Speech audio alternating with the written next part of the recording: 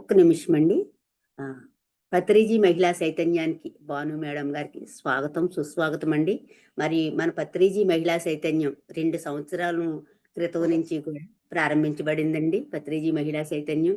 ఇది బ్రహ్మర్షి పితామహ పత్రి సార్ ఆశీస్సులతో స్వర్ణమాల అమ్మ ఆధ్వర్యంలో మన శైలజ మేడం గారికి Rajahmundry senior pyramid master Shailaja madam గారికి వచ్చిన ఒక విజన్ ద్వారా ఇది ఈ పత్రిజీ మహిళా చైతన్యం జూమ్ క్లాసులు నిర్వహించడం జరుగుతోందండి.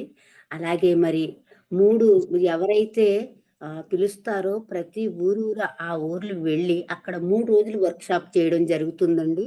అక్కడ ప్రతిరోజు 10 గంటల ధ్యానం, తరువాత పద్ పత్రి సార్ అందించిన 18 ఆదర్శ సూత్రాలు, పిరమిడ్ మాస్టర్స్కి అందించిన 13 వ్యక్తిగత సూచనలు, నవవిధ ధర్మాలు, ధ్యాన నవరత్నాలు, మరి పత్రిజీ ప్రబోధాలు, వారు అందించిన సత్యాన్ని ప్రతి ఊరూర ప్రతి వాడాడ తీసుకువెళ్ళాలనే సంకల్పంతో ఈ ఈ పత్రిజీ మహిళా చైతన్యం ప్రారంభించబడిందండి. మరి ఈ నెల వచ్చే నెల జూన్ 8, 9, 10వ తేదీల్లో పుత్తూరులో జరుగుతుందండి. మరి అక్కడికి అందరూ ఆహ్వానితులే. నమస్తే madam. Thank you madam. Thank you. Welcome to Patriji మహిళా చైతన్యం. భాను మేడం గారికి స్వాగతం, సుస్వాగతం అండి. స్టార్ట్ చేయండి. మొట్టమొదటిగా బ్రహ్మర్షి పితామహ పత్రిజీ గారికి, స్వర్ణమాల అమ్మకు హృదయపూర్వకంగా ఆత్మ ప్రణామాలండి.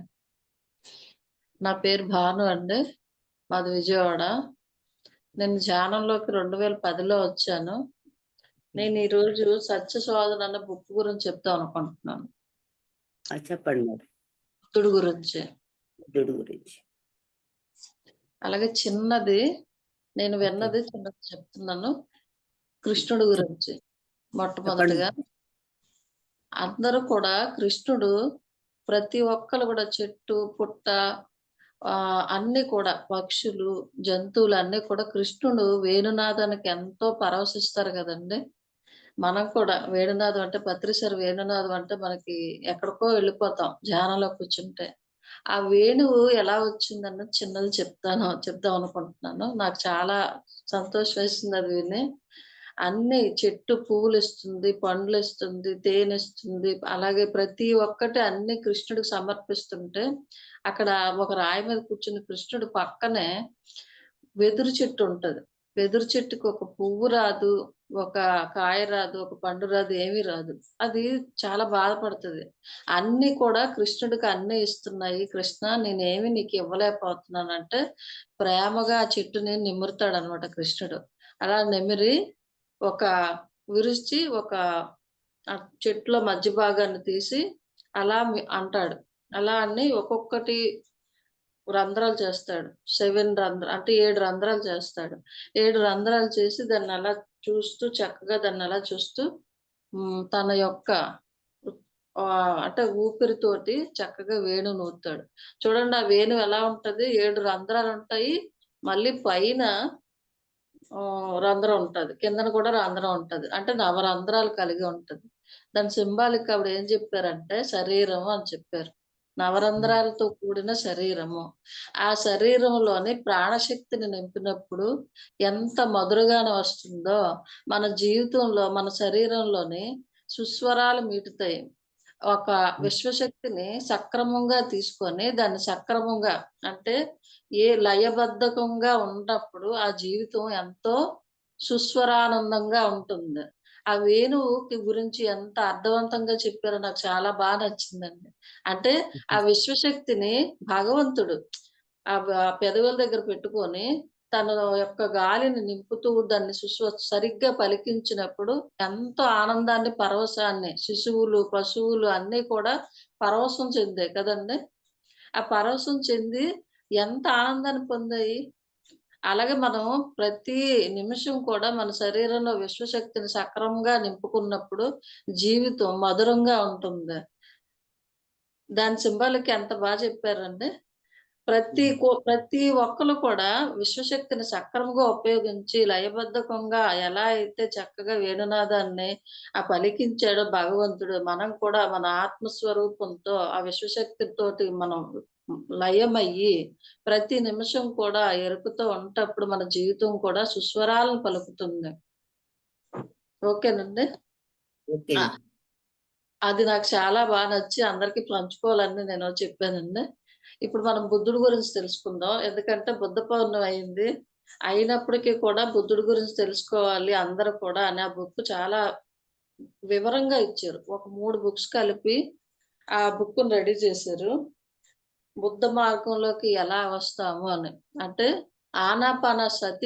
ఆనాపాన ఎలాగా అయితే బుద్ధుడు కనుగొన్నాడు అని. బుద్ధుడు మామూలు మనలాగే జన్మించారు. శుద్ధోధనుడు అనే రాజు చాలా ఆయన ఎంతో శూరుడు. చాలా అసలు అన్నమాట. అన్ని పరాక్రమాలు తెలిసినవాడు. ఆయనకి అన్నీ జయించి వచ్చినప్పుడు తండ్రిని అడుగుతాడు. నాన్నగారు నేను ఆహ్, ఇద్దరు అంటే అప్పుడు కూడా ఒక్కలే భార్య ఉండాలంట. ఇద్దరిని వివాహం చేసుకుంటానంటే వాళ్ళిద్దరు అక్క చెల్లెళ్ళు. వాళ్ళిద్దరిని వివాహం చేసుకుంటానంటే తండ్రి అంగీకరించాడు. అంగీకరించినప్పుడు ఒక ఆవిడ పేరు మాయావతి. ఇంకో ఇంకో ఆవిడ పేరు ప్రజాపతి గౌతమి. వాళ్ళిద్దరిని వివాహం చేసుకున్నాక 13 సంవత్సరాలు వాళ్ళకి పిల్లలు ఉండరు. ఆయన ఎలాగైనా సరే మంచి ఒక ఈ చక్రవర్తి కాగలిగినటువంటి చాలా తెలివైనటువంటి బిడ్డ కావాలనుకుంటాడు. అలా చాలా 13 సంవత్సరాలు గడిచిపోతాయి. ఆ తర్వాత ఆవిడకి ఒకరోజు కలలో తనకి పట్టుబట్టలు కట్టి, చక్కగా పన్నీరుతో స్నానం చేయించి, తనకి ఆభరణాలు అన్నీ అమర్చి, ఒక చక్కని వాతావరణంలో ఉన్నప్పుడు, ఒక ఏనుగు ఒక కలువ పువ్వు పట్టుకొని తన చుట్టూ ప్రదక్షిణ చేస్తూ, తనలోకి కలిసిపోయినట్టుగా కలొస్తుంది. ఆ మాయావతి రాజుగారికి చెప్తుంది తను. రాజుగారికి చెప్పి ఇలా కలొచ్చిందంటే, ఆ కలని అక్కడున్న పండితులకు చెప్పినప్పుడు, తను ఎంచుకోబడ్డది. తను ఒక దైవ కార్యానికి ఎంచుకోబడి ఉన్నది అని చెప్తారు. అని చెప్పినప్పుడు తను గర్భం ధరిస్తుంది. గర్భం ధరించినప్పుడు తన పుట్టింటికి వెళ్ళే మార్గ మధ్యంలో లుంబిని వనం అనే వనం చూసి చాలా పరవశురాలవుతుంది. ఆ వనంలోనే తను విశ్రమిస్తదనమాట. అలా విశ్రమించినప్పుడు తనకి ప్రసవ వేదనొచ్చి తను చక్కని పండంటి బిడ్డకి జన్మనిస్తుంది. ఎలా ఉంటాడంటే అబ్బాయి చాలా అసలు దివ్య కాంతితో ఉంటాడు. దైవంలాగా అసలు ప్రకాశం చూసి ఆ తల్లి ఎంతో ముచ్చట పడతది. అయితే తను ఆ బిడ్డకి జన్మనిచ్చినప్పుడు విశ్వ ప్రణాళిక భాగంలో తను 7 రోజులకే మరణిస్తదని తను తెలుసుకుంటది. బిడ్డను జన్మించిన 7 రోజులకే తను మరణిస్తదని తెలుసుకుంటదన్నమాట. అప్పుడు అనుకుంటది. తిను నడిచే నడక నేను చూడలేను. తిను పెరిగేటప్పుడు తను ఎలా ఉంటాడో నేను చూడలేను. కనీసం నన్ను అమ్మ అని పిలిచి నా దగ్గరికి నడిచి వస్తున్నట్టు ఒక్కసారైనా నేను చూడాలని భౌతికమైన కోరికను ఆవిడ కోరుకుంటది. మనసులో అనుకుంటది తను. ఎప్పుడైతే మాయావతి అలా అనుకుంటదో ఆ ఉన్నతాత్మ ఒక ఉన్నతాత్మకి జన్మనివ్వాలంటే తాను కూడా ఉన్నతాత్మై ఉండాలి కదండీ! అంత ఉన్నతాత్మకి తను గర్భం ఇచ్చి ఆ బిడ్డని భూమి మీదకి రావడానికి కారణమైన మాయావతి ఎంతటి ఉన్నతాత్మ అంటే అప్పుడు ఆ ఉన్నతాత్మ కూడా తన తల్లి కోరికను మనసులో ఏమనుకుందో తను గ్రహించి తను వెంటనే పుట్టగానే 7 అడుగులు నడుస్తాడు. ఆ అబ్బాయి చిన్న బాబు 7 అడుగులు నడిచినప్పుడు పద్మాలు వస్తాయన్నమాట. ఆ 7 అడుగులు నడిచి అమ్మ అని పిలవగానే తను చాలా పరవశురాలవుతది. నాకెంతటి భాగ్యము తను నన్ను అమ్మ అని పిలిచాడు. ఇది చూడాలనుకున్నాను. నేను 7 రోజుల్లో మరణిస్తాను. కానీ వెంటనే నేను ఆ దృశ్యాన్ని చూడగలిగాను చాలా సంతోషిస్తది. అయితే 5 రోజులు గడిచిపోతాయి. 5 రోజులకి తనకి సిద్ధార్థుడని నామకరణం చేస్తాడు రాజు.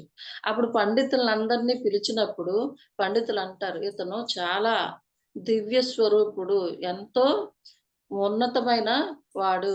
కాబట్టి ఈయన అయితే చాలా చక్రవర్తిగా రాజ్య విస్తరణ చేస్తాడు. చక్రవర్తి అవుతాడు. లేదంటే ఆయన యోగీశ్వరుడవుతాడు.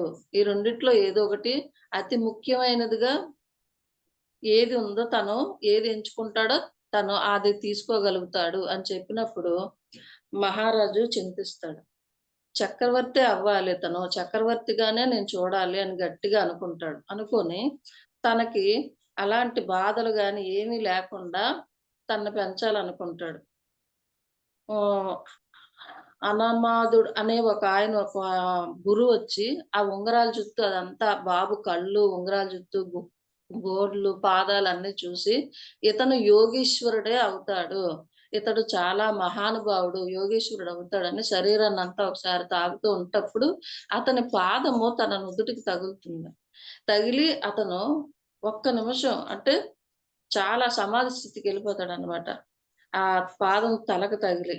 ఎళ్ళినప్పుడు ఇతను చాలా యోగీశ్వరుడే అవుతాడు అని నేను ఈ అబ్బాయి ఎదిగి ఇంత యోగీశుడు అయ్యేటప్పటికి నేను ఈ జీవితాన్ని జీవించలేనేమో! ఇంతటి మహానుభావుడిని చూసినందుకు నాకు చాలా ఆనందంగా ఉంది అంటప్పుడు, ఆ సమాధి స్థితి నుంచి వచ్చినప్పుడు తండ్రికి చెప్తాడు. ఇతను చాలా జన్మకి కారకుడు అంటే కారణ జన్ముడు అయ్యి ఉంటాడు. కాబట్టి ఈయన్ని మళ్ళీ మళ్ళీ నేను చూడలేనని సాష్టాంగం పడతాడన్నమాట. సాష్టాంగ దండ ప్రణామం చేస్తాడు. అప్పుడు తండ్రి కూడా మొట్టమొదటిగా ఆ అబ్బాయి కాళ్ళకి నమస్కరిస్తాడు. సిద్ధార్థుడు కాళ్ళకి నమస్కరిస్తాడు శుద్ధోదనుడు కూడా. అంటే ఒక గురువు అతను. అంత గురు స్థానంలో ఉన్న అతనే నమస్కారం చేసినప్పుడు తండ్రిని అయినప్పటికీ కూడా నేను ఈయన కారణ జన్ముడు కాబట్టని మొట్టమొదటిగా తనకి సాష్టాంగ దండ ప్రణామాలు చేస్తాడు తండ్రి. అలా పెరుగుతూ ఉంటాడు. చాలా ఆనందంగా మంచి మంచి భవనాల్లో ఉంటూ, అలాగే తను 7 రోజే తల్లి మరణిస్తుంది. మాయావతి మరణిస్తుంది. మరణించగానే ప్రజాపతి గౌతమి తను కూడా ఈ సిద్ధార్థుడు జన్మించిన రోజే నంద అనే అబ్బాయికి జన్మనిస్తుంది. కానీ ఆ అబ్బాయిని పరిచారకులకిచ్చి తన అక్క మరణించగానే తన బిడ్డని అంటే సిద్ధార్థుడిని కన్న బిడ్డలాగా తను ఎంతో చక్కగా చూసుకుంటది. తనకి మళ్ళీ ఒక అమ్మాయి కూడా పుడుతుంది. సుందరానంద ఆ అమ్మాయి పేరు కూడా. అలాగా తమ్ముడు, చెల్లి అందరితో పాటు కుటుంబంలో ఎలాగుంటామో అంత ఆనందంగా చక్కగా కుటుంబ బాంధవ్యాలతో ఉంటూ ఉంటాడు సిద్ధార్థుడు. అలా పెరుగుతూ ఉంటప్పుడు ఒకసారి అలాగా ఏరువాక అనే దానికి వాళ్ళు అంటే మొట్టమొదటగా పంట పండి చేతికొచ్చినప్పుడు ఏరువాక జాతరని దానికి వెళ్తాడు. వెళ్ళినప్పుడు అక్కడ ఈ సిద్ధార్థుడు ఒక పురుగుని ఒక పక్షి తినడం చూస్తాడు. ఒక జీవిని ఇంకో జీవి చంపి తినడం ఏంటి అని ప్రశ్నొస్తది తనకు మొట్టమొదటగా. ఒక జీవిని ఇంకో జీవి తినడం ఏంటి? దాన్ని చంపి తినడం చాలా పాపం కదా! అనుకుంటాడు ఫస్ట్ సారి. అలా కళ్ళు మూసుకోగానే తను సమాధి స్థితికెళ్ళిపోతాడు మొట్టమొదటిగా సిద్ధార్థుడు. ఎప్పుడైతే అలా ఎళ్ళిపోతాడో అందరూ కూడా ఇంత సంబరాల్లోని, శబ్దాల్లోని మునిగి తేలుతూ ఉంటే ఇతను ఇంత ప్రశాంతమైన స్థితికి ఎలా ఎళ్ళిపోయాడు అని చెప్పి పరిచారకులందరూ రాజు దగ్గరికి పరిగెట్టుకొనెళ్తారు. అసలెవ్వరు లేపలేకపోతున్నాం. అతను చాలా దీంట్లోకి ఉన్నారు. ధ్యాన స్థితిలో ఉన్నారంటే ఇంకా శుద్ధోదనుడికి భయమేస్తది. ఇదేంటి ఇలాంటివన్నీ తెలియకూడదని నేనిలా పెంచుతూ ఉంటే అప్పుడే ఈయనకి మొదలైపోయిందని చెప్పి వచ్చి తను లేపి ఏం చేయాలా అని ఆలోచిస్తాడు. అందరూ అంటారు 16 సంవత్సరాలొస్తాయి అప్పుడు సిద్ధార్థుడికి. సిద్ధార్థుడికి పెళ్లి చేస్తే, ఆ పెళ్లి బంధం, భార్యాపిల్లల బంధంలో పడి అవన్నీ మర్చిపోతాడు. కాబట్టి కా పెళ్లి కళ్యాణం చేయమని చెప్తారు. వెంటనే తనకి వరసకి మరదలైనటువంటి యశోధర అనే ఆ అమ్మాయిని తెచ్చి వివాహం చేస్తారు. ఆ వివాహం అయిన వెంటనే తన భార్య తోటి ఆనందంతో, సంతోషంతో తేలియాడుతూ ఎంత అంటే ఇంకా ఏది అతనికి లోటు లేదనమాట. అంత వినోదంగా జీవితాన్ని జీవిస్తూ ఉంటాడు. అలా జీవించినప్పటికి ఒక సంవత్సర కాలం అయ్యాక ఇతనికి అప్పుడప్పుడు సమాస్థితి వచ్చేస్తూ ఉంటది. అలాగా కొన్నాళ్ళ నుంచి ఒక అంటే ఏది పట్టించుకోలేని భావంతో ఉన్నప్పుడు భార్య గమనిస్తది.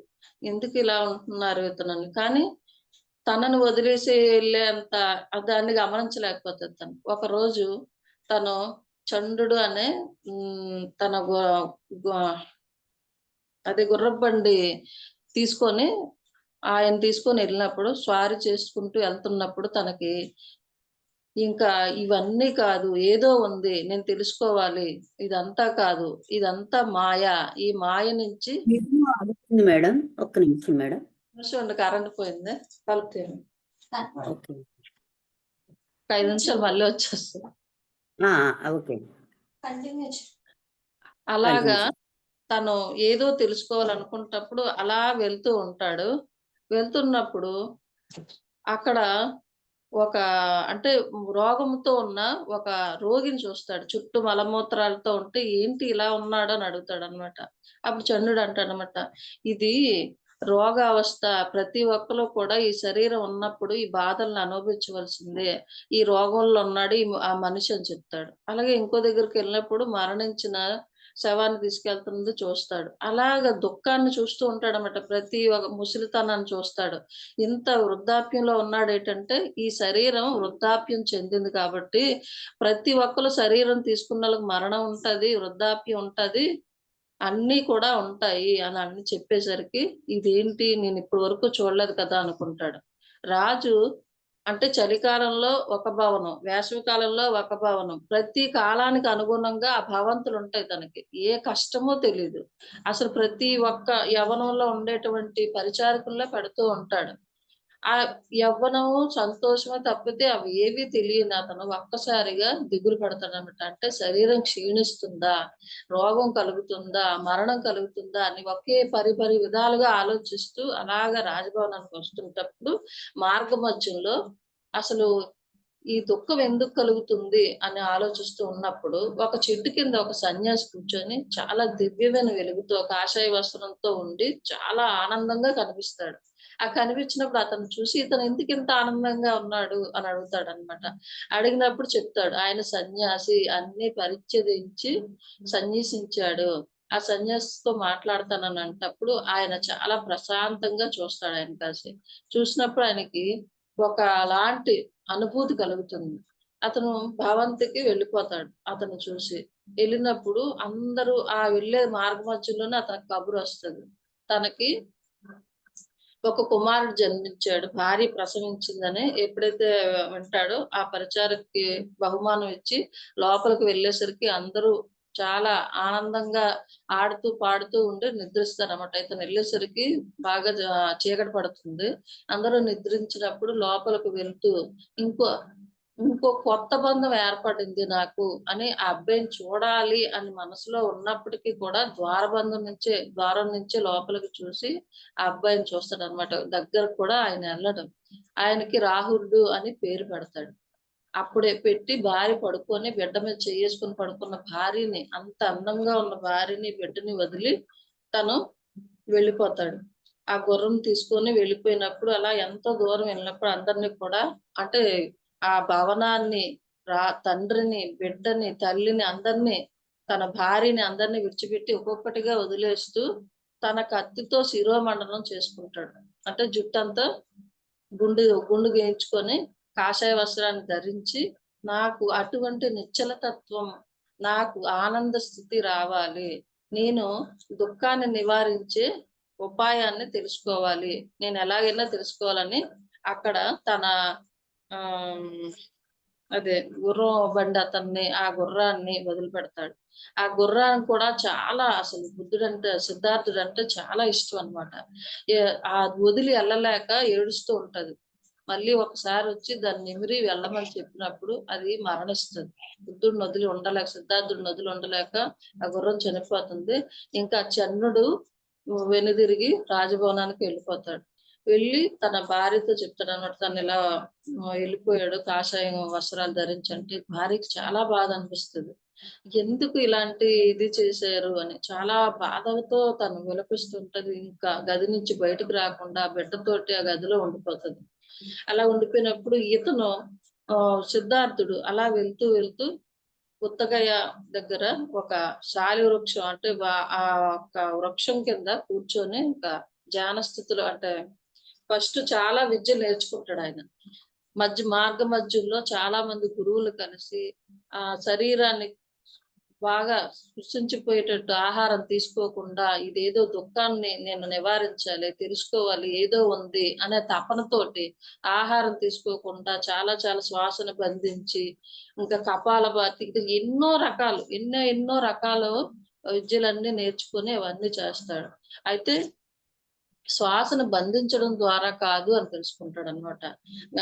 కడుపు లోపలికి వెళ్ళిపోయి శరీరం అంతా కృషించిపోయి ఇంకా నడవలేని స్థితి, అంటే ఇంకా ప్రాణం పోయే స్థితి వరకు వెళ్ళిపోతాడు. అన్నిటిని చేస్తాడు అనమాట. ఎన్నో రకాల స్థితులన్నీ చేస్తాడు. అగ్ని స్తంభనని అదని ఇదని ఏది పొందినా తనకి మనసులో తృప్తి కలగదు. ఇది కాదు, ఇంకా ఏదో ఉంది, ఇంకా తెలుసుకోవాలి అని తను అలా వెళ్తూ ఉంటప్పుడు తనకు అనిపిస్తది ఇది కాదు అని. ఎప్పుడైతే అలా అనిపించినప్పుడు ఆహారాన్ని తీసుకోవడానికి ఇంకా తను భిక్షాటన చేస్తాడు. భిక్షాటన చేసి ఎవరైనా ఆహారం ఇస్తే అది తీసుకొని తిని మళ్ళీ తను తన చేయవలసినవన్నీ చేసుకుంటూ వెళ్ళిపోతుంటే తనకి అప్పటికి 5గురు మిత్రులు ఉంటారు. ఆ 5గురు మిత్రులు కూడా ఇలా సన్యాసం తీసుకున్నప్పుడు అంటే ఇంటి భోజనం చేయకూడదు కదా! ఇతను వెళ్ళి మళ్ళీ తీసుకుంటూ తింటున్నాడు. మళ్ళీ భౌతికమైన స్థితిలోకి వెళ్ళిపోతున్నాడని ఆళ్ళు వదిలి వెళ్ళిపోతారు. ఆ 5గురు మిత్రులు కూడా. అలా వెళ్ళిపోయినప్పుడు ఇతను మాత్రం ఇందులో నేను ఏదో సత్యాన్ని తెలుసుకోనని అన్వేషిస్తుంటాడు కదా! ఒక దగ్గర చాలా కృషించిపోయి కూర్చున్నప్పుడు అక్కడ తను వివాహం చేసుకొని ఎన్నో సంవత్సరాలు పిల్లలు లేకపోతే సుజాత అన్న ఆవిడకి పిల్లలు పుట్టడం వల్ల వనదేవతకి పాయసాన్ని అర్పించడానికి తనొచ్చి ఈ యొక్క సిద్ధార్థుని చూసి వనదేవతే ఆ రూపంలో ఉంది. ఇంత ప్రకాశంగా దివ్యకాంతితో ఉన్న ఈ దివ్య పురుషుడు ఎవరు అని చెప్పి ఆ పాయసాన్ని బంగారు పాత్రలో ఉంచిన పాయసాన్ని తనకి నివేదిస్తదనమాట. అది తింటాడాయన. తిని స్నానం చేస్తూ ఆ నదిలోని అంటే చేతులు కాళ్ళు కడుక్కుంటూ నేను నిజంగా ఈ యొక్క స్థితిని పొందినట్టయితే ఈ పాత్ర నీటిలో తేలాలి అని అనుకుంటాడనమాట. నేను అంటే సరియైన దిశలోనే ఉన్నానా? నేనేమైనా తప్పుగా ఉన్నానా అనుకునేటప్పుడు ఆహారాన్ని తీసుకుంటున్నాను కదా! ఎవరిచ్చినా ఆహారం లేకుండా ఇంకా ఉంటే ఇంకేదైనా సాధిస్తాను అన్న భావంతో ఉంటప్పుడు ఆ బంగారు పాత్ర నేను భుజించింది కరెక్టేనా అనుకునేటప్పుడు అది నీటి మీద తేలుతుంది. అది తేలినప్పుడు ఆహా! అనుకుంటాడనమాట. అనుకోని వచ్చి ఇంక ఇది కాదు. ఆహారం తీసుకున్నప్పుడు గూడా ఇంకా నేను చిన్నప్పుడు నేను ఒకానొక స్థితిలో సమాధి స్థితిలోకెళ్ళిపోయాను. అది ఎలా చేశాను అని ఆలోచన చేస్తాడు.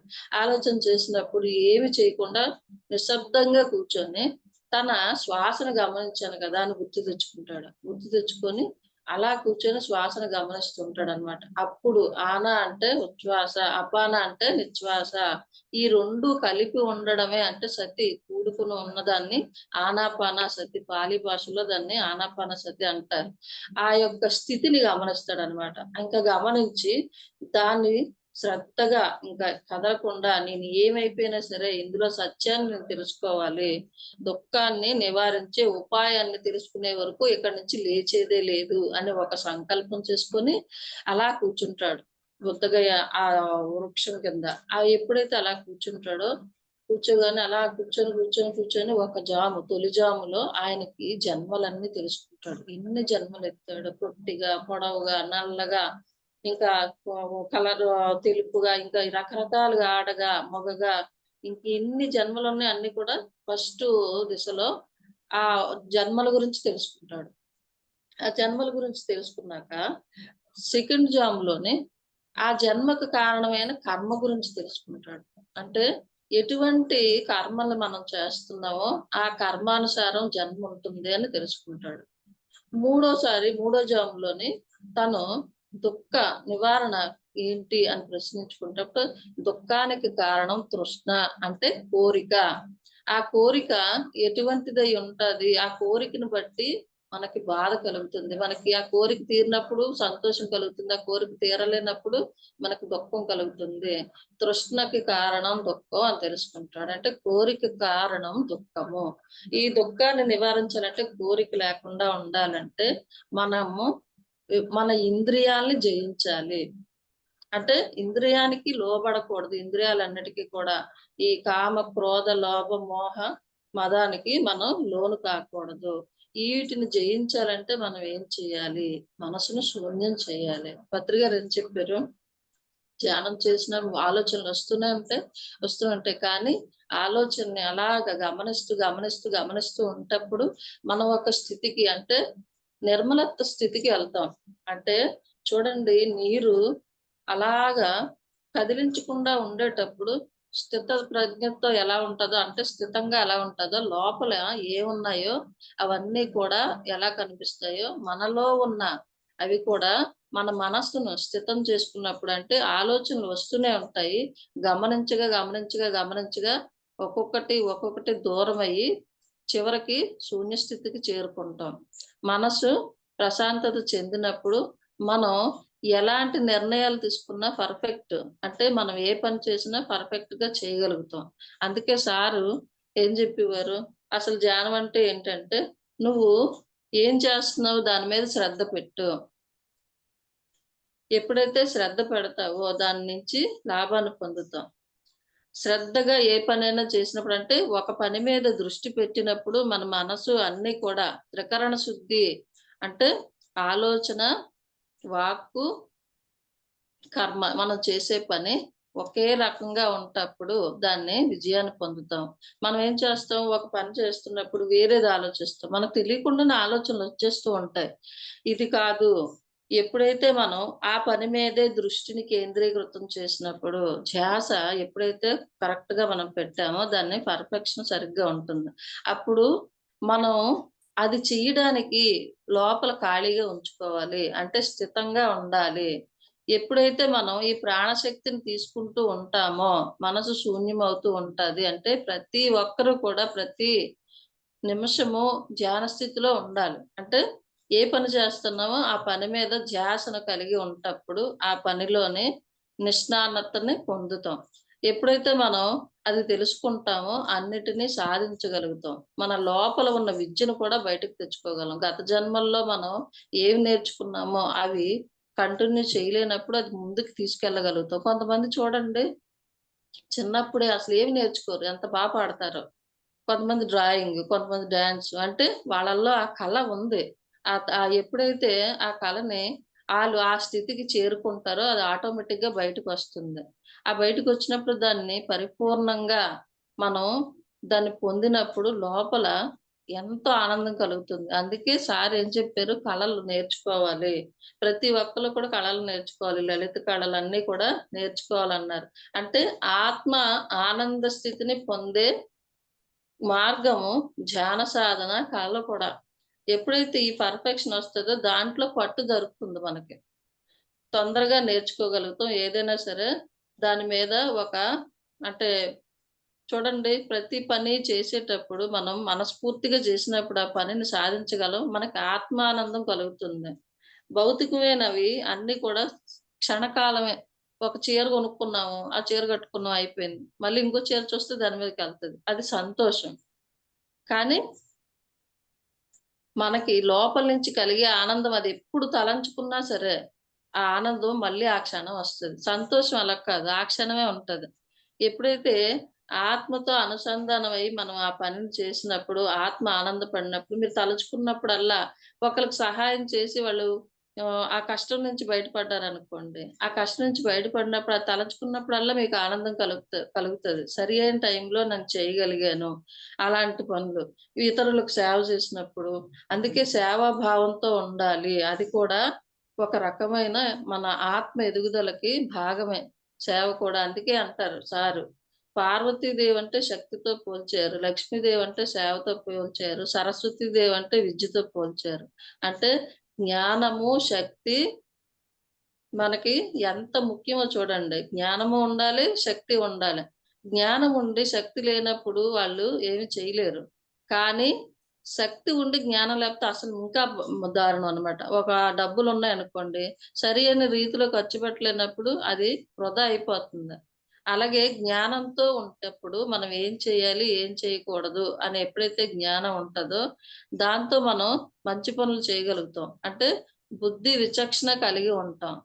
ఆ శక్తిని ఉపయోగించుకుంటాం ఎలా చేయాలని. లేతే శక్తిని నిర్వీర్యం అంటే ఎందుకు పనికి రాకుండా చేస్తాం. పిల్లలకి డబ్బులిస్తే ఏం చేస్తారు? చిన్న పిల్లలకి చించేస్తారు. అలాగే జ్ఞానము ఏమి బుద్ధి జ్ఞానం లేకుండా చేస్తున్నాం అని అంటాం. జ్ఞానం ఉన్నప్పుడు శక్తి కూడా మనం పెంచుకుంటూ ఉంటే, జ్ఞానం పెరుగుతూ ఉంటే ఈ రెండిటి కలయిక అదే శివపార్వతులంటారు. జ్ఞానము, శక్తి కలయిక. శక్తి అంటే పార్వతీదేవి. జ్ఞానం అంటే శివుడు.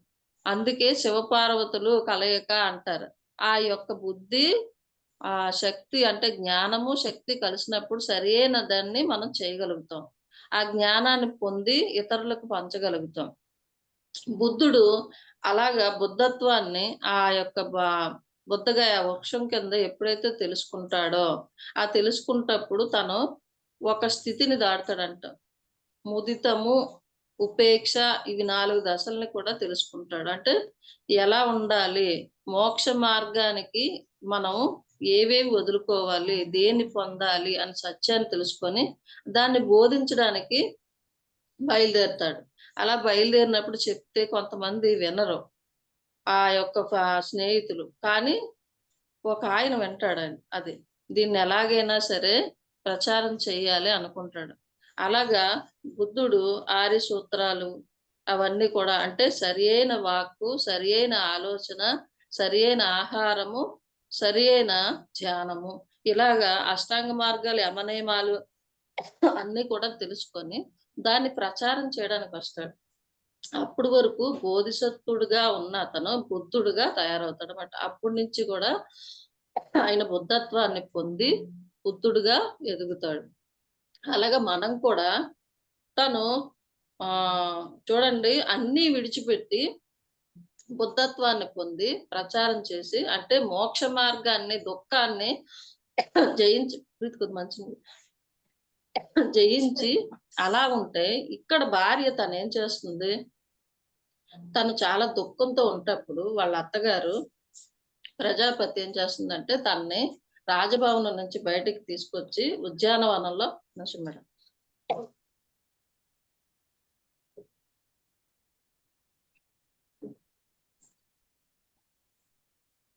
ఉద్యానవనంలో ఉన్న అందరు పరిచారకులను కూర్చోబెట్టి అక్కడ వాళ్ళతో మాట్లాడిస్తది.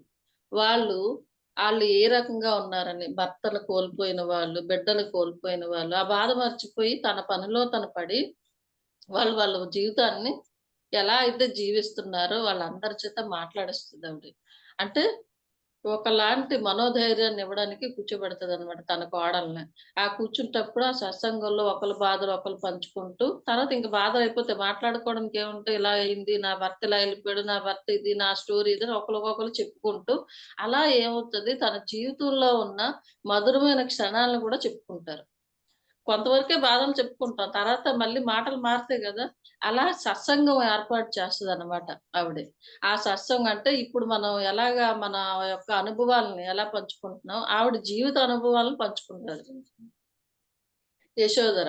ఆ యశోధర జీవిత అనుభవాలు పంచుకునేటప్పుడు తనకనిపిస్తది. నేనొక్కదాన్నే నాదే కష్టం అనుకున్నాను. కానీ ఇంతమంది ఇన్ని రకాలుగా బాధపడుతుంటే నేను ఇన్ని అనుభవించు అన్నీ కూడా అనుభవించాను. ఇది బాధ కాదు. బాధ, దుఃఖాన్ని నివారించి ఈళ్ళందరి యొక్క సంతోషంగా ఉండేటట్టు నేను చూడాలి అని అనుకుంటదనమాట. చూసారా? తను రాజ్యంలోనే ఉంటూ ఇద్దరు కూడా ఒకే పని చేస్తున్నారు. బుద్ధుడు అన్ని పరిత్యజించి బయట దుఃఖాన్ని నివారించే మార్గాన్ని అందరికీ బోధిస్తూ ఉంటే, ఇక్కడ తన భార్య ఏం చేస్తుంది? అక్కడే ఉండి తను అన్నిటి నుంచి చూడండి అన్ని పొందుతూ అంటే బిడ్డతో ఉంది, రాజ్యంలో ఉంది, అంతఃపురంలోనే ఉంది. సంసారంలోనే నిర్వాణాన్ని పొందుతుంది తను. అంటే అందరికీ బోధిస్తుంది. ఆ బాధ నుంచి, దుఃఖం నుంచి బయటపడ్డది. బోధ చేస్తూ ఉంటది. ప్రతి ఒక్కరి యొక్క కష్టాన్ని తెలుసుకొని వాళ్ళకి తగిన సహాయం చేస్తూ ఉంటది.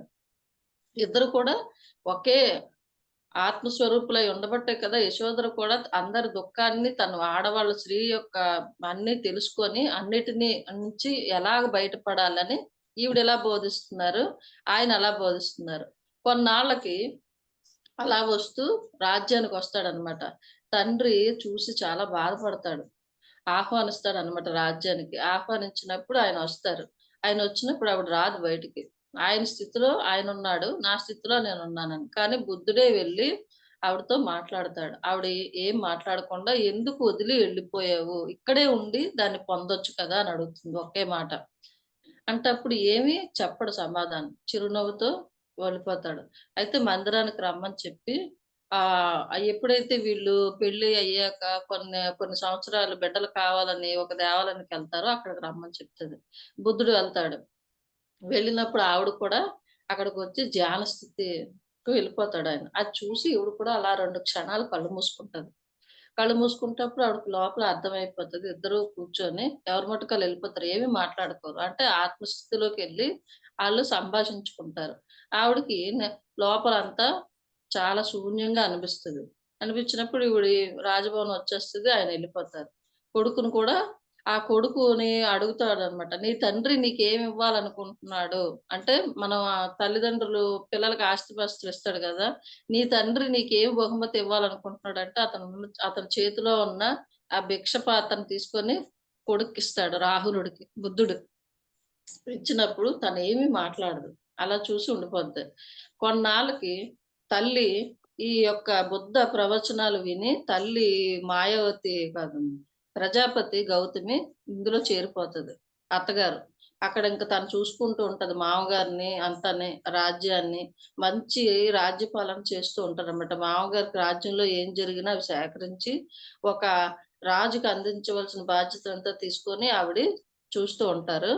ఈ అత్తగారు ఏం చేస్తారంటే, ఈ బుద్ధ ప్రవచనాలకి ఈవిడి బుద్ధత్వంలోకి చేరిపోతది. ఎంతో మంది రాజులు గాని, రాణులు గాని అందరూ కూడా ఈ బుద్ధ ప్రవచనాలకి లోనయ్యి ఆ యొక్క అంటే చూడండి ఎన్ని ఉన్నా మన లోపల మోక్షాన్ని పొందాలి అని ఎప్పుడైతే వాళ్ళ లోపల అనిపించిందో అన్నీ విడిచిపెట్టి తృణపాయంతో ఎళ్ళిపోతారు. ఎలాంటి బుద్ధుడు చూడండి ఎంత చక్రవర్తి అవ్వాల్సింది అన్నిటిని వదిలిపెట్టి ఎలా ఎళ్లారో అంటే ఏది లేనప్పుడు తీసుకోవడం వేరు. అన్నీ ఉండి, అన్ని భోగభాగ్యాలు, సంతోషాలు అన్నీ ఉండి కూడా తను ఏది నిర్ణయించుకున్నాడో నాకు మోక్షమే ముఖ్యం అని ఎప్పుడైతే అనుకున్నాడో తృణప్రాయంతో అవన్నీ వదిలిపెట్టి చక్కగా ఆత్మస్థితిని పొందడం కోసం ఆయన బుద్ధత్వ స్థితికి చేరుకున్నాడు. అలాగే ప్రతి ఒక్కళ్ళు మనం దేనికోసం వచ్చామో మర్చిపోతున్నాం. ఈ డబ్బు, సంపాదన భోగభాగ్యాలు ఇవే ముఖ్యం అనుకుంటున్నాం. ఎప్పుడైతే మనం ఆత్మ ప్రయాణంలోకి అడుగు పెట్టామంటే, మనలోకి మనం ప్రయాణించామో, మనకి ఈ స్థితిలో ఉన్నప్పుడు ఇవి ముఖ్యము, ఆ స్థితిలో ఉన్నప్పుడు అది ముఖ్యం అని సార్ మనకేం చెప్పారు మధ్యస్థంగా. అంటే బుద్ధుడు కూడా మధ్యస్థ మార్గాన్ని ఎలా ఎన్నుకున్నాడంటే, ఫస్ట్ అన్నీ అనుభవించాడు ఒక కొనలోనే. ఈ ఒక కొనలో అన్నీ అనుభవించాడు. తర్వాత ఈయనేం చేశాడు, ఈ చివరి నుంచి ఈ చివరికొచ్చేసాడు. అంటే ఏమీ లేకుండా సన్యాసం తీసుకొని, భోజనం కూడా లేకుండా, ఊపిరి ఇంకా నిలుపుకునే స్థితి లేనటువంటి స్థితికి చేరుకున్నాడు. ఇది కూడా కరెక్ట్ కాదు. భోగభాగ్యాలతో ఉండడం కరెక్ట్ కాదు. ఇది కరెక్ట్ కాదు. మధ్యస్థంగా ఉండి అంటే ఏది కావాలో ఆహారం మనకి ఎంత కావాలో శరీరం ఉంటేనే కదా మనం ఇవన్నీ చేయగలమని తెలుసుకున్నాడు. ఆ శరీర పోషణకి కావాల్సిన ఆహారాన్ని తీసుకుంటూ ధ్యాన స్థితిని చేసుకుంటూ అంటే మనకి శరీరం కూడా ముఖ్యమే. ఈ శరీరాన్ని నిలపడానికి కావాల్సిన ఆహారాన్ని తీసుకుంటూ విశ్వమయ ప్రాణశక్తిని మనం నింపుకుంటూ ఇందాక చెప్పాను కదా! వేణుగానంలో సుస్వరాలు ఎలా పలికించారో విశ్వశక్తిని మనం సరియైన స్థితిలో తీసుకున్నప్పుడు మనకి ఎటువంటి దుఃఖము రాదు. అంటే దుఃఖం వస్తుంది. కానీ దాన్ని ఎలా భరించగలగాలి? మానసిక స్థితిని ఎలా నిలుపుకోవాలి? అన్నీ కూడా బ్యాలెన్స్ చేయగలుగుతాం. ఎప్పుడైతే బ్యాలెన్స్ చేయగలుగుతామో, ఏది సమస్థితిలోకి వెళ్ళగలుగుతామో, దేన్నైనా స్వీకరించగలుగుతాము. మనకు దగ్గరకొచ్చింది దేన్నైనా అంటే దుఃఖమొచ్చినా, దేన్నైనా మనం తీసుకుంటూ జీవితాన్ని ఆనందమయం చేసుకోగలం. అంటే ఎటువంటి స్థితిలోనైనా అంటే దుఃఖము కలిగినా, సంతోషం కలిగినా, ఏది కలిగినా సారేం చెప్పారు? సంతోషం వచ్చిందని పొంగిపోకు, దుఃఖం వచ్చిందని కృంగిపోకు. ఏ స్థితిలోనైనా నీవు సమస్థితిలో ఉండగలిగినప్పుడు అదే బుద్ధత్వ స్థితి. చూడండి మనకి ఎన్ని బోధలు చేశారు సారు. ప్రతి ఒక్క దాంట్లో ఎంత నేర్చుకున్నాం మనం. ప్రతి ఒక్క క్షణం కూడా ఎరుకుతూ ఉంటూ, ఆనందంతో ఉంటూ, మైత్రితో ఉంటుడు, స్నేహభావంతోటి మనం అందరిని ఒక వసుదైక కుటుంబంలో ఉన్నట్టు ఉంటున్నాం. ప్రతి ఒక్కరు కూడా మనం అందరం కూడా వసుదైక కుటుంబంలో ఉన్నాము. మనకి బంధాలు కాదు. అందరూ కూడా స్నేహితులే. ఆ స్నేహ మైత్రి భావంతో, ఆనందంతో మన కాలం ఎలా గడిచిపోతుందో మనకే తెలియట్లేదు. అన్నీ నేర్చుకుంటూ ప్రతి ఒక్క క్షణంని సంతోషదాయకంగా, ఆనందదాయకంగా చేసుకుంటున్నాం. ఇంతటి చక్కనైన మార్గాన్ని చూపించిన మన పత్రి గారికి అంటే ఆనాపానసతి బుద్ధ భగవానుడు తెలుసుకున్నప్పటికీ కూడా ఈ స్థితిలో అంటే ఇప్పుడున్న పరిస్థితుల్లో మనకి పరిచయం చేసిన బ్రహ్మర్షి పితామహ పత్రిజీ గారికి హృదయపూర్వకంగా కృతజ్ఞతలండి.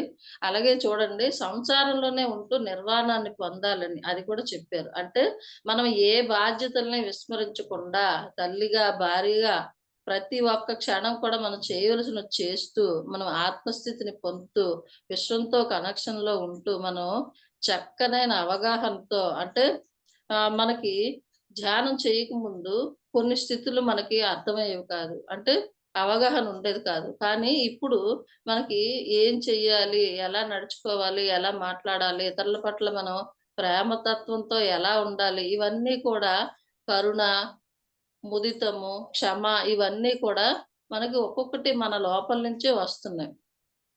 అలా ఎప్పుడైతే మన లోపల మార్పులు మనం గమనిస్తూ, మనల్ని మనం గమనించుకుంటూ, మనం సంసారాల్లోనే నిర్వాణాన్ని పొందగలము.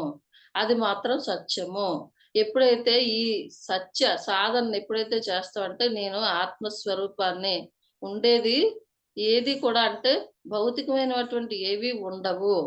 మనం సత్యం అంటే ఎప్పుడూ కూడా ఉండేది ఆత్మతత్వమే కాబట్టి, మనం ఎప్పుడూ కూడా శరీర తత్వంతో ఉంటూ ఆత్మస్థితిలో ఉండాలి.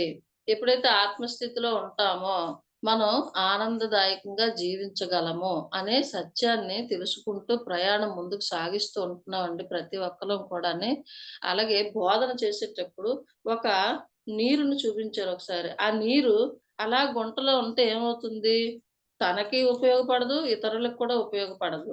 అదే మనము చక్కగా దాన్ని ఒక మళ్ళిస్తే, పంట పొలాలకు గాని, దేనికైనా మళ్ళించినప్పుడు దానివల్ల ఎంతో ఉపయోగం ఉంది. ఒక నీటి గుంటని అలా వదిలేస్తే ఏమవుతుంది? మురికి గుంటగా మారిపోతుంది. కొన్ని రోజులకి ఉపయోగం లేని నీరుగా తయారైపోతుంది. అదే దాన్ని ఆ నీటిని ఒక దారి మళ్ళించినప్పుడు ప్రవాహంలాగెళ్ళి, ఆ నీటి అందరికీ ఉపయోగపడతది. దాహం తీరుస్తుంది, పంట పండుతుంది, ఎంతో ఉపయోగకరంగా ఉంటుంది. అది చూపిచ్చారనమాట. అప్పుడు కొత్త నీరు చేరుతుంది. మళ్ళీ ఖాళీ అయినప్పుడు ఏమవుతుంది? మళ్ళీ నీరు నిండి కొత్త నీరు చేరి మళ్ళీ అందరికి ఉపయోగపడుతుంది. అలాగే మనం పొందిన జ్ఞానాన్ని ఇతరులకు ఎప్పుడైతే పంచుతూ ఉంటామో పైనుంచి కూడా మనకి ఇంకా కొత్తగా, కొత్తగా జ్ఞానం అందుతూనే ఉంటుంది. ఎప్పుడైతే మనం పంచడానికి సిద్ధపడతామో ఇతరులకు ఉపయోగపడుతున్నామో మళ్ళీ మనకి కొత్త జ్ఞానం పైనుంచి మనకు అందించబడుతుంది. ఇంకా ఆత్మస్థితిని పెంచుకుంటూ, మన చైతన్య స్థితిని పెంచుకుంటూ ముందుకి వెళ్ళగలుగుతాం. ఎప్పుడైతే మన లోపల గుణాలను సరిచేసుకుంటామో, మన లోపల గుణాలు ఎలా ఉంటాయో మనకి ముందు తెలీదు. అందరికేమో నాకు తెలీదు గానీ, నాకు చాలా దుఃఖం ఎందుకుందో తెలీదు. ఎందుకు బాధపడుతున్నానో నాకు అర్థమయ్యేది కాదు. ఏదో ఎతుకుతున్నట్టుండేది ప్రతి క్షణం. కానీ ధ్యానంలోకొచ్చాక నేను తెలుసుకున్నానండి.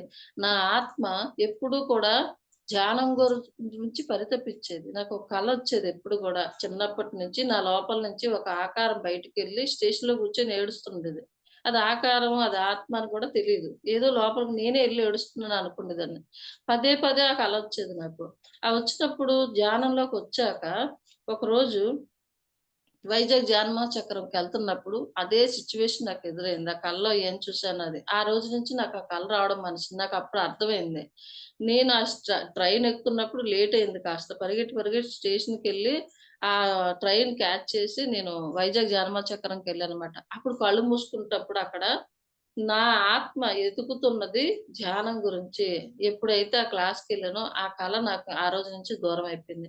ప్రతి క్షణం ఏదో వెతికేదాన్ని. ఏదో ఎందుకు వెతుకుతున్నానో తెలీదు. కానీ, ఆ క్షణం నుంచి నాకు ఆ వెతుకులాట పోయింది. చూడండి, ఒక కలొచ్చినప్పుడు, మనం పరిశీలించినప్పుడు దాంట్లో మనకి ఏదో చూపిస్తూ ఉంటది. అది పట్టుకోగలిగితే దాంట్లోంచి మనం బయటపడతాం. అంటే ఏదో ఒక సమస్య ఉందనుకోండి, మనకొక కల్లాగా చూపిస్తుంటది మన ఆత్మ.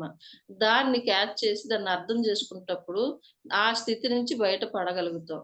ప్రతి క్షణం మనల్ని మనం గమనించుకోవాలి. ఇతరులను కాదు. ఇతరులు గమనిస్తాం మనం ఎక్కువగా ఆళ్ళిట్టా, ఈళ్ళిట్టా, ఆళ్ళిలా చేశారు, ఇలా చేశారు అని మైండ్ పరిపరి విధాలుగా ఉంటది. ఎప్పుడైతే నేను ఏ స్థితిలో ఉన్నాను ఇన్నాళ్ళన్నీ మన సెల్ఫ్ మనం చెక్ చేసుకోవాలి. మనం ఎలా ఉన్నాం? మన ప్రవర్తన ఎలాగుంది? ప్రతి క్షణం కూడా మనల్ని మనం గమనించుకుంటూ ఉంటప్పుడు, అంటే మనం రోడ్డు మీద నడుస్తూ ఉంటప్పుడు, చక్కగా నడిచినప్పుడు మనం సరియైన మార్గంలో ఎళ్ళగలం. అదే కళ్ళు మూసుకొని ఎళ్తే ఏమవుతుంది? అన్నీ తగులుకొని ఏ గోతిలోనో దాంట్లోనో పడుతూ ఉంటాం. కానీ ఎప్పుడైతే మనల్ని మనం గమనించుకుంటూ సరియైన దిశగా మనం ప్రయాణించినప్పుడు మన గమ్యాన్ని మనం చేరుకుంటాం. మనం ఎక్కడి నుంచొచ్చామో, ఏ స్థితిలో ఉన్నామో అంటే మనము ఇక్కడ ఈ అద్దింట్లో ఉన్న స్థితి నుంచి మనం మన సొంతింటికి మనం ఎలా ఎళ్ళాలి? మన దారిని మనమే ఏర్పాటు చేసుకుంటాం. ప్రతి క్షణం కూడా ఎరుకుతూ ఉంటూ అంటే మనం ఈ శరీరంలో ఆలోచనలతో పాటు రకరకాలుగా నింపేస్తున్నాం. నింపడం కాదు తుడుచుకోవాలి. మనలో ఉన్నవన్నీ మలినాలనన్నీ కూడా తుడుచుకుంటూ మనం ఉద్ధత్వ స్థితికి అంటే ఒక ఖాళీ స్థితికి నేను ఇందాక చెప్పాను కదా! వేణువులో ఏముంటదండి? ఖాళీగా ఉంటది. ఆ వేణువు ఏముంటది? వేణులో ఏమీ ఉండదు. ఖాళీగా ఉంటది. ఆ ఖాళీగా ఉండడం మన మనసును చేసుకుంటప్పుడు, మనం ఎంతో మంచి స్థితిని పొందగలుగుతాం. ఎప్పుడైతే మనం ప్రతిరోజు కూడా, ప్రతి క్షణం కూడా మనం ఈ క్షణంతో ఉంటూ ఈ పని చేసినప్పుడు శ్రద్ధగా చేయాలి. ఆ పని మీద ధ్యాస పెట్టి చేయాలి. అదయిపోయింది. మళ్ళీ నెక్స్ట్. అలాగా ప్రతి క్షణాన్ని మనం స్ చక్కగా అంటే ఏ క్షణంతో పాటు ఆ క్షణంతో మనం ఉంటప్పుడు మనకి దుఃఖం కలగదు. గతం తలంచుకుంటే దుఃఖం ఏర్పడుతుంది. తర్వాత రేపేం జరుగుతదో అంటప్పుడు మనకి ఏమొస్తుంది? అమ్మో! అది చేయాలి, ఇది చేయాలి, అలా చేయాలి, ఎలా చేయాలి అని అనిపిస్తది. కానీ ఈ క్షణంలో నేనేం చేయాలనుకుంటున్నానో దాని మీద దృష్టి పెట్టినప్పుడు ఆనందంగా ఆ కర్మను చేస్తూ అంటే సరియైన కర్మ చేస్తూ సరియైన మార్గంలో ముందుకు వెళ్తాం. అందుకే వర్తమానం భవ అని అన్నారు. వర్తమానంలో ఉంటప్పుడు మనం ఎన్నోటినో తప్పించుకోగలుగుతాం. అంటే దుఃఖాన్ని అంటే గతంలో నాకిలా జరిగిందని బాధపడం, వర్తమానంలో ఏదో చేయాలని ఆశ ఉండదు. ఆశ ఉన్నప్పుడు ఏమవుతుంది? ఆ ఆశ తీర్చుకోవడానికి రకరకాల పనులు జేసి, రకరకాల ఇంకా మనం ఇంకా దాంట్లో పడిపోతున్నాం కర్మల్లోని. అది చెయ్యాలి, ఇది చేయాలి, రేపేం జేయాలని ఆలోచించినప్పుడు మనకి ఇంత డబ్బు కావాలి, లేకపోతే ఇది జేయాలి, రకరకాల ఆలోచనలు చేసి మాయలో పడిపోతున్నాం. ఆ మాయని దాటి వెళ్ళాలంటే వర్తమానంలో జీవించాలి. అలాగే త్రికరణ శుద్ధిగా ఉండాలి. సరియైన వాక్కు కలిగి ఉండాలి. సరియైన బోధ, సరియైన ఆహారము, సరియైన ధ్యానము. వీటన్నిటికి ముఖ్యము సరియైన ధ్యానము. ఎవరైతే 3 గంటల సేపు ధ్యానాన్ని చేయగలుగుతారో ఆళ్ళు చూడండి, ఆ 3 గంటలు కూడా మనం కూర్చున్నాం అనుకుంటే కొంత సమయాన్ని మనం మిస్ అయిపోతాం. కానీ ప్రతి క్షణం ఎరుకతో ధ్యాన స్థితిలో ఉంటప్పుడు చాలా ఆనందంగా ఉంటదండి. కొత్త వాళ్ళు ఎవరైనా ఉంటే చెప్తున్నాను. మీకు ఎంతసేపు చేయగలిగితే అంతసేపు చేస్తూ అలవాటు చేసుకుంటూ క్షణం క్షణం మీకెప్పుడు చేయాలనిపించినప్పుడు చక్కగా కళ్ళు మూసుకొని కూర్చోండి. మీ పని అయిపోయినప్పుడు. మీకు అసలు చేస్తున్న పని కూడా ఎంత ఈజీగా ఉంటదంటే, ఈ పర్మ ఈ ఈ పని నేను ఇంత ఈజీగా చేయగలిగానా అనే మీకే అనిపిస్తూ ఉంటుంది. అలాగే మనకి జీవితంలో కొన్ని కొన్ని వస్తూ ఉంటాయి. వాటిని ఎదిరించే మానసికమైన అంటే మనోబలం పెరుగుతుంది. మనకి సరియైన బుద్ధొస్తుంది. చూడండి నవవిధ ధర్మాలు సార్ చెప్పినవి మనం ప్రతి క్షణం వాటిని ఎప్పుడు నెమరు వేసుకుంటే ఎంత ధర్మంగా ఉండాలి? ఎలా ఉండాలి? మిత్రధర్మం అంటే ఏంటి? ప్రతి ఒక్క ధర్మాన్ని చక్కగా పాటించగలుగుతాం. ఏదైనా తెలుసుకుంటప్పుడు దాన్ని ఆచరణలో పెట్టినప్పుడు మనం ఆ ఆచరణ ఎప్పుడైతే చేస్తామో అదే మనం అయిపోతాం. ఎప్పుడు కూడా ఏదైనా చేసినప్పుడు ఆ పని మీదే పెట్టినప్పుడు మనం ఆ పనిని మనమే అయిపోతామనమాట. అప్పుడు మనకేమీ అనిపించదు. అలా ఎప్పుడైతే మనం నడుచుకుంటూ ఉంటామో, మన స్థితిని మనం పెంచుకుంటూ, మన ఆత్మస్థితిని పెంచుకుంటూ ఉన్నతమైన మార్గంలోకి ప్రయాణిస్తామండి. బుద్ధుడు యమనియమాలు ఇవన్నీ ఉన్నాయి గదా! అష్టాంగ మార్గాలు. చివరన ధ్యానం చెప్పారు. కానీ మనకు సారు లిఫ్ట్‌లా ఫస్టే ధ్యానం చెప్పారు. "నువ్వు ధ్యానం చెయ్యి ఇవన్నీ ఆటోమేటిక్‌గా వస్తాయని." ఎంత మంచి గురువండి మనకి. ప్రతి క్షణం ప్రతి ఒక్కళ్ళకి సార్‌తో అనుభూతి ఉంది. సార్ నాకే చెప్పారు. నన్నే అభిమానిస్తారు అని అనుకుంటాం. కానీ సారు కృష్ణుడిలాగా అందరి దగ్గర ఉంటారు. ప్రతి ఒక్కరికి కూడా ఆనందాన్ని పంచుతూ ఉంటారు. సారు ఇప్పుడు మనం కళ్ళు మూసుకొని కూర్చుంటే సార్ మనకు మెసేజ్ ఇచ్చారంట. నాకనిపిచ్చేది అందరికీ వస్తున్నారు. అంటే విశ్వం అంతా వ్యాపించి ఉన్న ఆ గురువుకి ఆత్మ ప్రణామాలండి. నిజంగా మనం ఎంత అదృష్టవంతులమో కదా! సారు నడిచిన అప్పుడు మనం నడిచాం. సార్‌తో మనం ప్రయాణించాం. ఆ సార్‌తో ప్రయాణించిన ఎన్నో అనుభవాలు ఆత్మానందాన్ని కలిగించాయి. మనం ఇంకోటి కూడానండి, ఇతరులకి బాధ కలిగిస్తే మనకు బాధే వస్తుంది. మనం ఆళ్ళ యొక్క బాధను తెలుసుకొని, మనం చేయగలిగింది ఏంటి? కళ్ళు మూసుకొని కూర్చొని ఆ బాధ ఎందుకు కలిగిందో చూసుకో నాయనా అని ఎప్పుడైతే ఆ మార్గదర్శకత్వం చేశామో, ఆళ్ళు ఆ స్థితిని దాటి ఆనందాన్ని పొందినప్పుడు, ఆళ్ళ ఆనందానికి మనం కొద్దిగైనా మనం ఉపయోగపడ్డాం. అప్పుడు ఆ ఆనంద ప్రకంపనాలు మనకు వస్తాయట. ఎవరికైనా మనం ఆనందాన్ని పంచితే అంతకు పదింతల ఆనందం ఆ యొక్క ప్రకంపన స్థితి మార్పు చెందుతుంది. అంటే ఇతరులకు ఆనందాన్నిస్తే నువ్వు 100 రెట్లు ఆనందాన్ని పొందుతావు. అందుకే ప్రతి ఒక్క పిరమిడ్ మాస్టర్ కూడా ఎంత దూరమైనా ఎళ్లి తన డబ్బులతో తను క్లాస్ చెప్పి వస్తారు చూడండి. అంటే ఆ యొక్క ఆనంద స్థితిని ఎంత ఇచ్చినా సరే మనం పొందలేము. కాబట్టి ప్రతి ఒక్కరు ఇతరులకి ఆనందంగా ఉంచడానికి ప్రయత్నం చేయండి. ఎందుకంటే ఆనందాన్ని వెలకట్టలేం. ఎంత ఆనందాన్ని ఇతరులకు ఇస్తామో, అంతకంటే 100 రెట్లు ఆనందాన్ని పొందగలుగుతాము. జ్ఞానం కూడా అంతే. మీరెంతైతే పంచగలుగుతారో, ఇతరుల నుంచే కాదు, పైనుంచి ఉన్నత ఆత్మల నుంచి కూడా మన యొక్క మెసేజ్‌లు మనకి ఇస్తారాళ్ళు. నువ్వెప్పుడైతే పంచడాన్ని నేర్చుకుంటావో, పంచితే మనకి పెంచబడుతుంది అది ఏదైనా సరే. ధనం గాని, ఇప్పుడు ఇన్ని కార్యక్రమాలు చేస్తున్నారు. మన వంతుగా మనం సహాయం చేయాలి. ప్రతి ఒక్కళ్ళు కూడా. అన్ని కార్యక్రమాలకు కూడా మనం ఎంత ఇవ్వగలమో, నేనింతే ఇవ్వగలను అని చెప్పి ప్రతి ఒక్కళ్ళు సహాయం చేసినప్పుడు, ప్రతి ఒక్కళ్ళు కూడా ఆ యొక్క స్థితిని పొందుతారు గదండీ! ఇప్పుడు కొత్త వాళ్ళొస్తారు. మనం ధనపరంగా అంటే మనం చేయవలసిన సహాయం అంటే శారీరకంగా చేయవలసింది చెయ్యాలి, ధనపరంగా చేయాలి. అన్నీ కూడా పాలు పంచుకుంటూ ప్రతి ఒక్కరితో మిత్రత్వ భావంతో ఉంటూ, ప్రతి ఒక్కరిని ఆదరిస్తూ, జ్ఞానాన్ని పంచుతూ వెళ్తూ ఉంటే అంతా ఆనందమయమే. అందరం బుద్ధుళ్ళమే అవుతాం. Thank you madam. Thank you madam. Thank you.